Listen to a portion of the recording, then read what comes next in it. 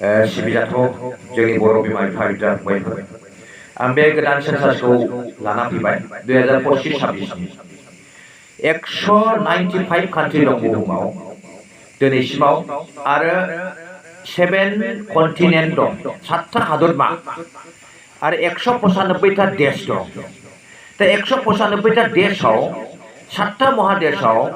सोर सोर बबे बबे धोरोमनि मानसिफ्रा बर्तमानाव प्राइम मिनिस्टार जादों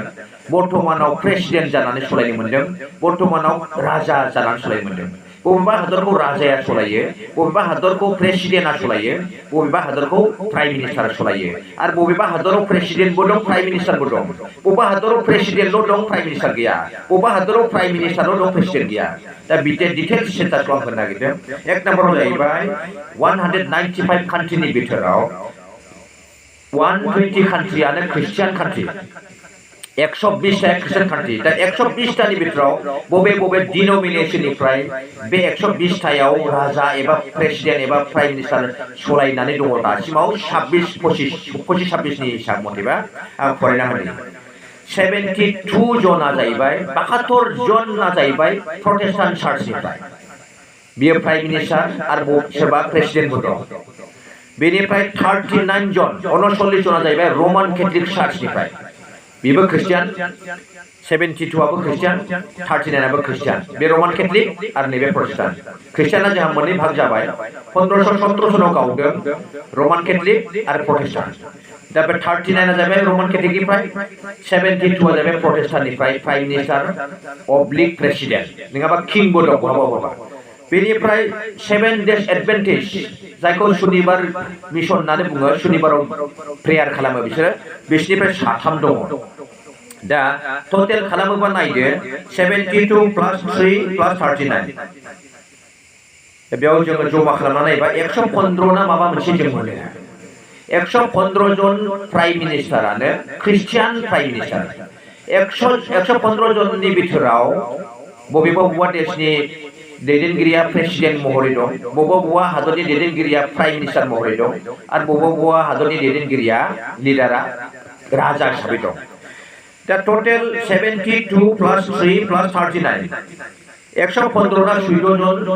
प्राइम मिनिस्टार एबा प्रेसिडेन्टआनो बे पृथिबियाव दा बर्तमान सलायगासिनो दङ दा जोङो हिन्दुइजमनिफ्राय नायोब्ला जों नुयो हिन्दुइजमनिफ्राय दायो जोङो दिनैनि सेन्सासाव जों 7 नुनो हायो हिन्दुइजमनि प्राइम मिनिस्टार जोङो नायब्ला जोङो 7 नुनो हायो जोंनि इन्डियानिफ्राय दङ नेपालनिफ्राय दायो दङ बेनिफ्राय जोङो नायब्ला नुयो माउरिटियास होननानै बुङो बिनिफ्रायबो जोङो दा प्राइम मिनिस्टारा बिसोरबो हिन्दुआनो बेनिफ्राय सिसिलियास होननाय मोनसे दङ दा बिनि prime मिनिस्टाराबो Hindu the prime minister हिसाबै 7 दङ दै दा बर्तमानाव ख्रिस्टियानफ्रा बेसेबां दं टटेल 115 115 जन प्राइम मिनिस्टार अब्लिक प्रेसिडेन्टआनो ख्रिस्टियान प्राइम मिनिस्टार एबा प्रेसिडेन्ट आरो 7 प्राइम मिनिस्टार जाहैबाय हिन्दुइजम 195 कान्ट्रिनि बिथोराव दा बे गोदान सेन्सासखौ आं लानानै फैदों आं बेखौ आपल'ड खालामनोसै नोंथांमोना बेखौ नायलांदो जे बे देशखौ सोर सोर मानसिया दैदेननानै सलायगासिनो दङ आरो माबायदियै बबे देशाव बेखौ सलायनानै दैदेनदों दा आं बे डिटेल सेन्सासखौ आं फरायोब्ला गोबाव जागोन दा आङो जिथु भिडिअ हगारबाय बेनिफ्राय फारसेनिफ्राय डिटेल्सखौ जुदि मिथिनो लुबैदोंबा कमेन्ट खालामहरदो रायजोफोर बबे देशखौ इस्लाम धोरोमनि मानसिया सलायदों बबे देशखौ जिउस धोरोमनि मानसिया सलायदों बबे देशखौ बुद्धिस्ट धोरोमनि मानसिया सलायदों बबे देशखौ नन रिलिजनफ्रा सलायदों बबे देशखौ हिन्दुइजम सलायदों आरो बबे देशखौ बबे धोरोमनि मानसिया सलायदों फारसेनिफ्राय आं डिटेल्सखौ फरायना होगोन आरो आं बे भिडिअखौ बानायना दोनखाबाय नोंथांमोना बुंनाय लोगो लोगो आं बेखौ आपल'ड खालामना होगोन देशनि अनुजायै बबे धोरोमनि आरो बबे डिपार्टमेन्टनि मानसिया सलायदों आं बेखौ हगारनानै हरगोन गोजोनथोंसै।